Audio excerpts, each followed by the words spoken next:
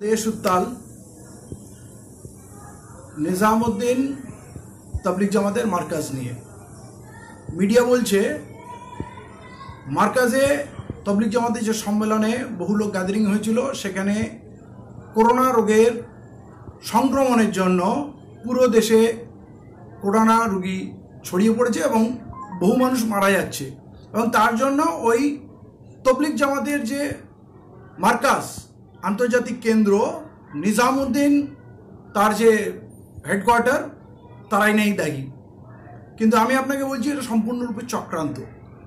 গত 13 থেকে 15 তারিখ 13, 14, 15 3 দিন আন্তর্জাতিক সম্মেলন হয়েছে যেখানে বরাবরই হাজার হাজার লোকের সমাগম হয়। এটা আন্তর্জাতিক কেন্দ্র হযরত নিজামুদ্দিনে এই ব্যবস্থা চলে আসছে এবং এটা বাৎসরিক অনুষ্ঠান। এই অনুষ্ঠান যখন হয়েছিল তখন দিল্লি সম্পূর্ণ স্বাভাবিক ছিল এবং কোনো বিধিনিষেধ ছিল না। এবারে ভাবুন হঠাৎ কেন এই অপবাদ আসলো? নরেন্দ্র মোদীর গদি মিডিয়া কেন মার্কাজকে তবলিগ জামাতের মার্কাজকে বদনাম করার জন্য উঠে পড়ে লেগেছে? তার আসল কারণ দেখুন। 13 তারিখ কি অবস্থায় ছিল?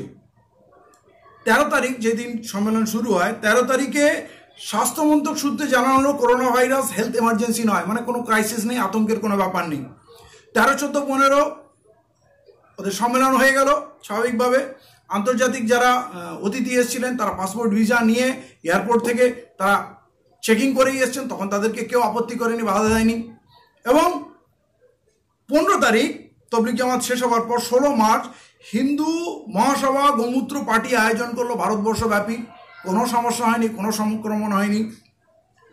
16 তারিখ দিল্লি সরকার সমস্ত ধর্মীয় প্রতিষ্ঠান বিধিনিষেধ দিল, ঠিক আছে। 17 তারিখ 40,000 হিন্দু শরণার্থীদের তীর্থযাত্রীদের জমায়েত তিরুপতি মন্দিরে হলো, কোনো সমস্যা নেই, সংক্রমণের প্রশ্ন উঠল না।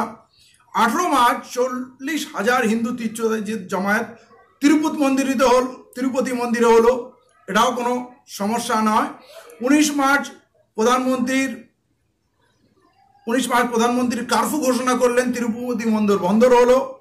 22 মার্চ জনতা কারফিউ হলো এবং 22 মার্চ 5টার সময় উৎসব হলো, মোদি ভক্তদের ঘণ্টা কাঁসা বাসন নিয়ে উৎসব হলো। কোনো সংক্রমণের ব্যাপার ছিল না, কিন্তু কথা হয়েছিল জনতা কারফিউ, মানুষ ঘরে থাকবে, তার তছনছ হয়ে গেল। 22 তারিখ আপনারা শুনলেন। 25 তারিখ সারা ভারত লকডাউনের নির্দেশ হলো, পুরো ভারতবর্ষে লকডাউন হবে। অলরেডি মার্কাজে কিন্তু লোক রয়েছে, তারা আগে থেকে এসছে, তারা ওখান থেকে বেরোতে পারছে না। এবং জনতা কারফিউর পর থেকেই তবলিগ জামাতের যারা শীর্ষকর্তা তারা প্রশাসনের কাছে আবেদন করছে আমাদের অনুমতি দেওয়া হোক, বাড়ি যাওয়ার পারমিশন দেওয়া হোক, আমরা গাড়ি অ্যারেঞ্জ করছি। কিন্তু তখন লকডাউন প্রসেস চালু হয়ে গেছে, লকডাউনের পর থেকে তারা বেরোতে পারছে না, পারমিশন পাচ্ছে না।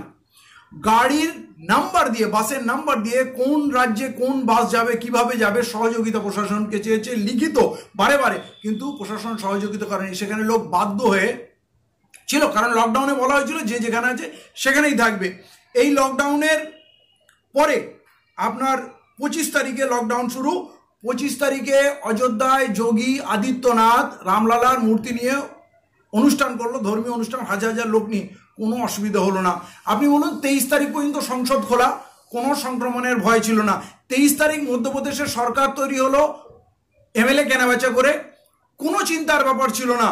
অথচ এরা এখানে 23 তারিখতে আবেদন করছে যে আমরা ফিরে যেতে যাই, আমাদের ব্যবস্থা করে দিন, অনুমতি দিন।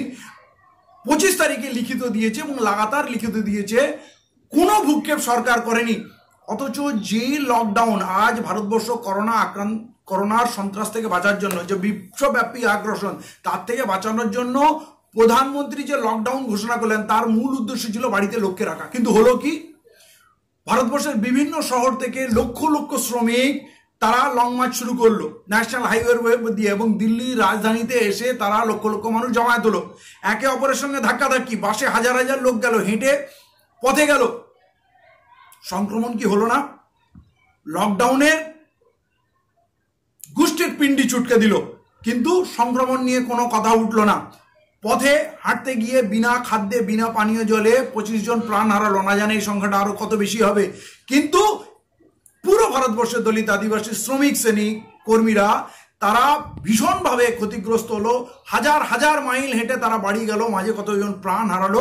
পুরো ভারতবর্ষে এখন খাদ্য সংকট, চিকিৎসার সংকট, মানুষ যখন ব্যাপক হতাশা সন্ত্রাসের মধ্যে আছে, তখন কিন্তু পুরো ক্ষোভ নরেন্দ্র মোদীর ওই হঠকারী সিদ্ধান্ত, যার কোনো পূর্ব প্রস্তুতি নেই, পরিকল্পনা নেই, তার উপরে যখন পড়লো, তখন পরিকল্পনা করে আজকে এই তাবলিগ জামাতের মার্কাজ হযরত নিজামউদ্দিনের যে ইন্টারন্যাশনাল কেন্দ্র, সেইটার উপরে ঘাড়ে চাপানো হচ্ছে, ওইখান থেকে সংক্রমণ হয়েছে। কিন্তু সম্পূর্ণ মিথ্যা গল্প।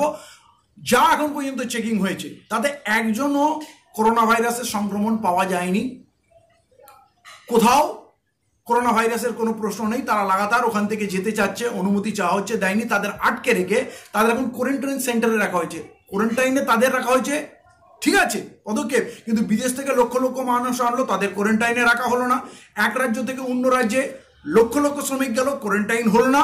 মন্দিরে, পূজায়, সমস্ত জায়গায়, লোকসভায় এত মানুষ জমায়েত হলো, কোয়ারেন্টাইন হলো না।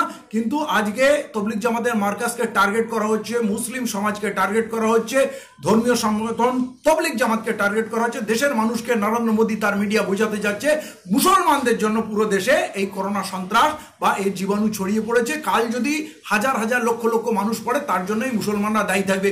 এই নোংরা রাজনীতি, এই বিভাজনের রাজনীতি নরেন্দ্র মোদী এবং তার গদি মিডিয়া এখনো তারা বিরত হচ্ছে না। আমি দেশবাসীকে সাবধান করছি, হাত জোড়ে অনুরোধ করছি, এই ধর্মীয় বিভাজনের রাজনীতি করবেন না, মিথ্যা প্রচার করবেন না। এটা সম্পূর্ণ একটা ষড়যন্ত্র। কেন্দ্রীয় সরকার যে সম্পূর্ণরূপে নরেন্দ্র মোদী ব্যর্থ হয়েছে এবং তার ব্যবস্থাপনা যে চরম দুঃখ ডেকে এনেছে দেশের জন্য, দেশের বুকে, তার থেকে নজর সরিয়ে দেওয়ার জন্য আজকে এই ষড়যন্ত্র। আমরা বলছি মিডিয়ার এই সন্ত্রাস, মিডিয়ার এই মিথ্যাকে ঘৃণা বলে প্রত্যাখ্যান করুন, সাম্প্রদায়িক রাজনীতিকে ঘৃণা বলে প্রত্যাখ্যান করুন, এবং হিন্দু মুসলিম শিখ খ্রিস্টান কেউ বিভাজনের রাজনীতি আমরা যাব না। এই দেশকে বাঁচাতে হবে।